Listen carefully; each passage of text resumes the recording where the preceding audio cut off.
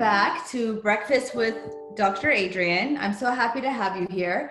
I have my breakfast. I'm drinking my coffee, which I always do. Sometimes, or a lot of times, people ask me about coffee as in regards to health benefits.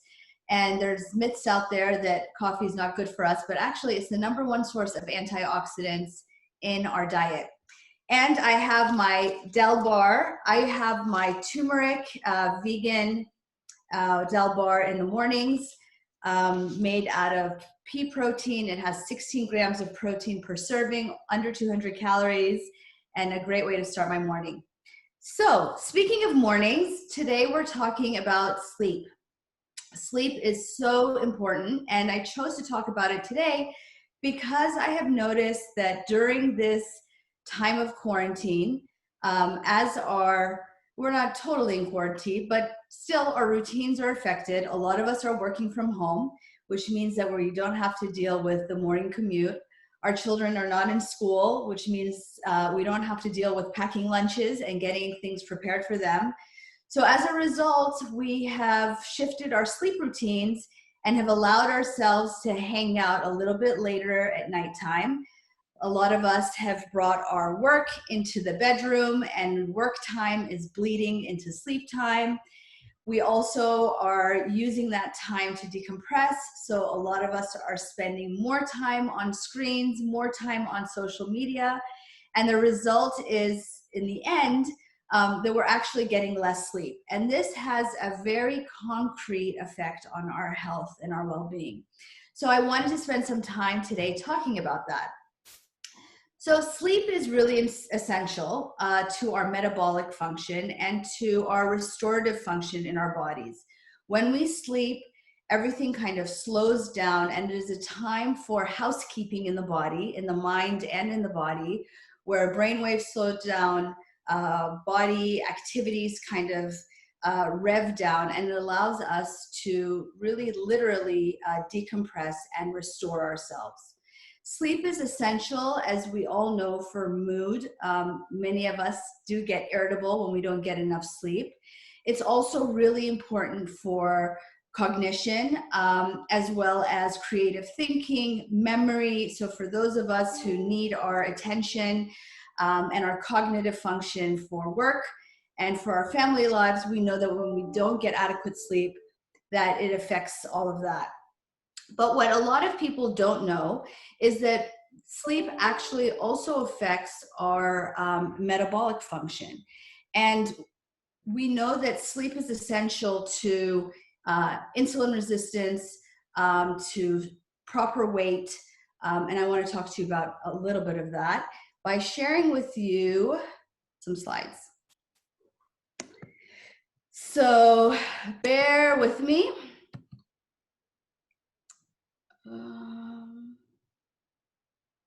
Oops, let's see here. Hold on a second. No.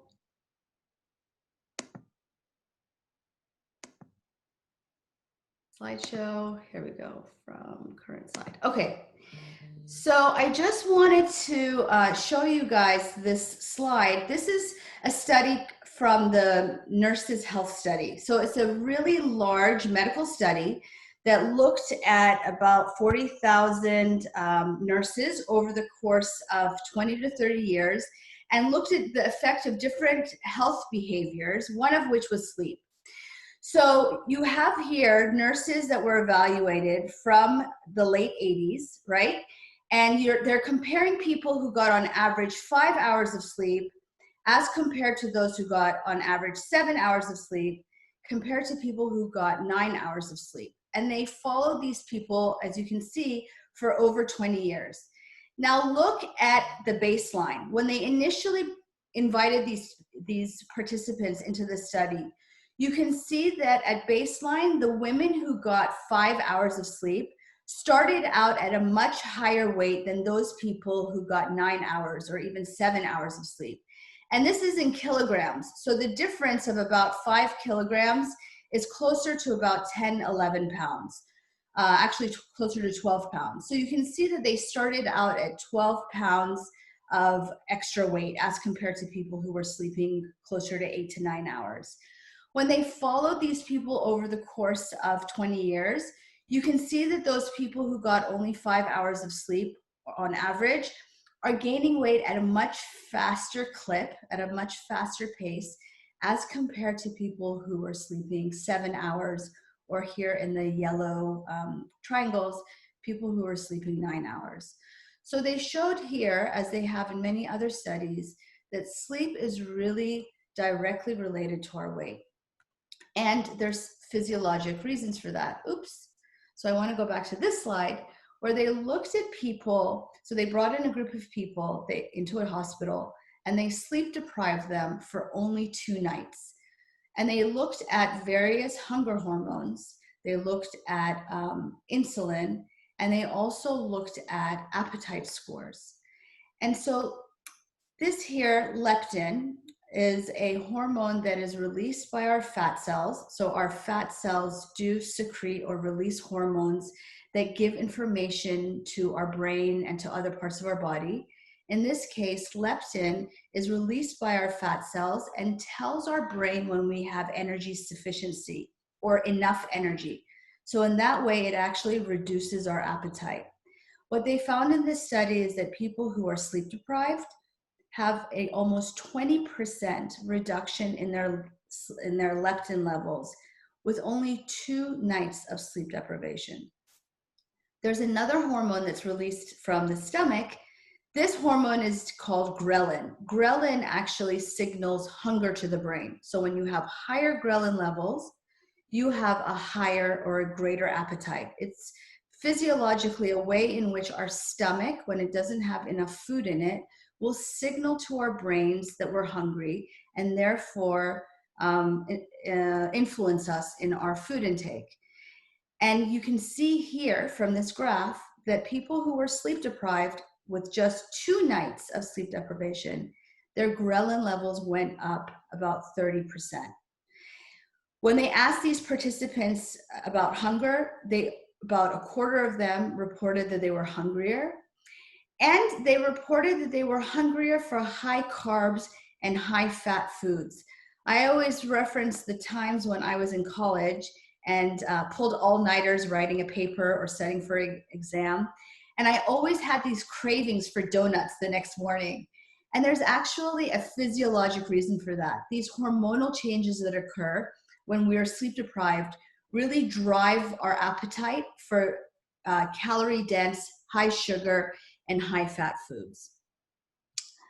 So that is to say that there really is a physiology behind sleep deprivation and weight gain. And as I showed you in that last study of the nurses, weight will go up in a very kind of dose-dependent way when people are sleep deprived. The other thing that they have found is that sleep insufficiency also causes insulin resistance.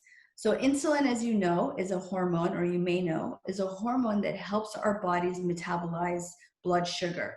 When blood sugar goes up, insulin levels go up, and that is how we manage our blood sugar within the normal range. What happens when people are sleep deprived over the course of time is that insulin function does not work as well, so-called insulin resistance.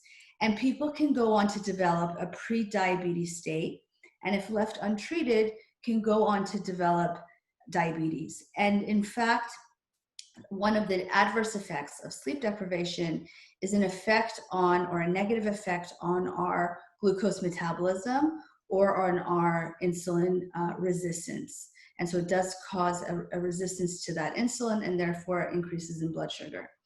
Other negative effects of sleep deprivation include increased incidence of heart disease. It also includes an increased risk of all-cause mortality. And sleep deprivation also has a negative effect on our immunity. It impairs our immunity and causes a higher inflammatory state. So all this is to say that sleep is really important to our overall health and well-being, not only our mood and our cognition, which we already know, but also to our metabolic health. So the question is, how much sleep is enough?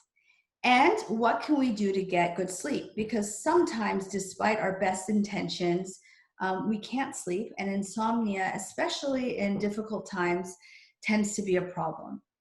So for average adults, 8 hours is the recommended amount of sleep. For our children, many of whom are up playing Fortnite right now, the recommended amount of sleep is 10 to 12 hours for our young children and for our young teens. But for adults, the goal is 8 hours. And I tell people at the very minimum, let's try and get 7 hours of sleep. So how do we do that? There's a couple things. The first thing is good sleep hygiene. So sleep hygiene means really creating a situation in the bedroom and around sleep time that prepares us for adequate sleep. Number one, let's shut off all the screens. At least 1 hour before bedtime, preferably 2 hours before bedtime, we should shut down all of our screens. That includes telephones, iPads, and television. That light that we get from our screens actually disrupts our natural melatonin and stimulates sleep at the level of the hypothalamus, which is the deep part of the brain that is responsible for helping us come to sleep. The other aspects of good sleep hygiene include limiting caffeine. So as much as I love my coffee, I don't recommend anyone consuming any caffeine after around noontime. So let's keep it to the earlier part of the day. I also recommend that you maintain sleep or bed for sleep and maybe some other functions like sex. Sleep and sex only. We shouldn't be bringing our arts and crafts into bed. We shouldn't be bringing our laptops and our work into bed, because when we do such things, we start to associate our bed and our bedroom with other activities, and that can subconsciously affect our sleep too. Other things we can do for good sleep hygiene is exercise. Exercise earlier in the day, not later in the day, because it can be stimulating, but earlier in the day can cause more fatigue of the body and allow for a more restful sleep. Meditation is a really good strategy for good sleep, and many studies have shown that meditation is effective in helping people sleep. But I know that for a lot of people, meditation can be a difficult thing to do. And so I want to introduce to you just one type of meditation, which is called the body scan meditation. And this is an activity or a type of meditation in which you go through different parts of your body, starting from the tip of your head, one by one, all the way down to your toes, and acknowledge every area of your body and intentionally have that part of your body relax. So for example, a lot of times we hold our eyebrows up. So relax the forehead and relax the eyebrows. Another area of tension is in the mouth. So open your jaw, open your mouth, and make sure that your jaw isn't clenched. Bring attention to your shoulders, drop your shoulders, go down to your biceps, your elbows, your hands. Make sure that your hands are not clenched.